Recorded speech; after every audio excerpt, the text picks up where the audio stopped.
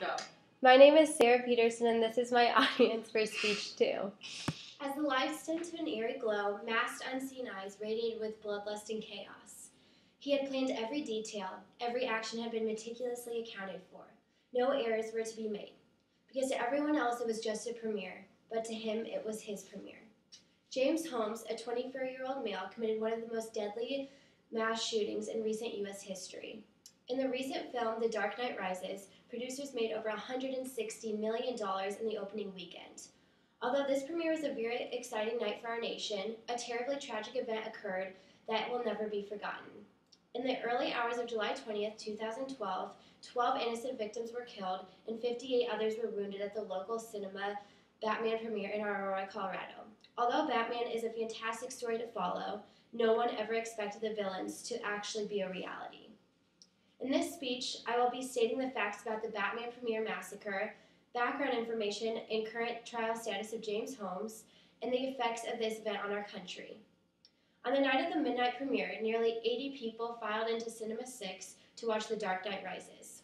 Before the movie began, several witnesses saw James Holmes, the gunman, walk into the theater and sit near the front row. After the movie began, eyewitnesses say that Holmes got up and walked to the side emergency exit door to take a phone call. Many victims stated that they did not think anything about it. 20 minutes later, a silhouette stepped back through the side door wearing full body armor, a helmet, and a gas mask. He also wore pads on his face, groin, knees, and chest for extra protection in case of an attack. Victims thought that it was some sort of prank until Holmes started throwing gas canisters, filling the small Denver theater with smoke.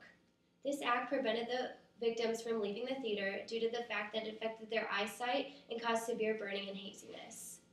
Witnesses stated that before they could even tell what was going on, Holmes started firing off gunshots. The gunman used a military-style semi-automatic rifle, a shotgun, and a pistol. Victims say that he would shoot anyone who tried to leave the theater at all. At one point, Holmes walked up and down the aisle, shooting almost every other individual.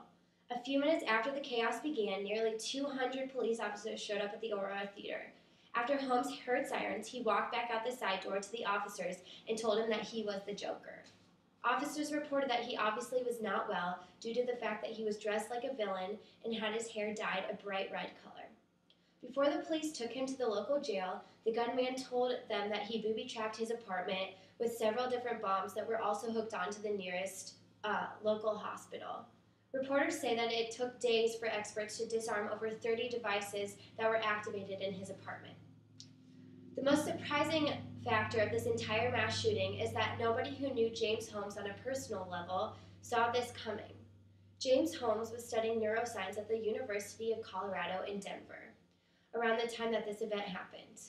Although his parents knew he had some problems, they never knew they were this severe. Holmes was seeing a psychiatrist at the university where he left a specific journal which had his thoughts and feelings written in them. A few weeks before the shooting, Holmes withdrew from classes, stating that he was struggling financially. However, Holmes bought a great amount of very expensive weapons only in a few short weeks. Attorneys in his case are looking into how he received all that money and if the source knew about the massacre before it actually happened. During the most recent trial on August 30th, prosecutors in the Colorado shooting tried to convince the judge that he should have open access to the notebook due to the fact that it is more than likely has his specific plans for the massacre. The debate over the journal, that more than likely includes enough evidence, has been a very sticky situation because the judge can only have access to it if he was not an actual patient of the psychiatrist, Lynn Fenton. Although after receiving the journal, Fenton did in fact send Holmes' case to the school's behavioral evaluation and threat assessment team, she will be called to testify in future trials. Currently, Holmes has been charged with 24 accounts of first-degree murder and 116 accounts of attempted murder. Overall, this event has impacted our nation in a very negative way. Although the case is not over, the final outcome in the future could create new rules on gun control and the amount of weapons one can have. It will also more than likely lead to an increased amount of security in public places. Although this tragic event has left our nation with a great amount of grief and sorrow, hopefully these rules and increased security will prevent an event like this from ever happening again. To end, I will leave you with a quote by Batman star Christian Bale.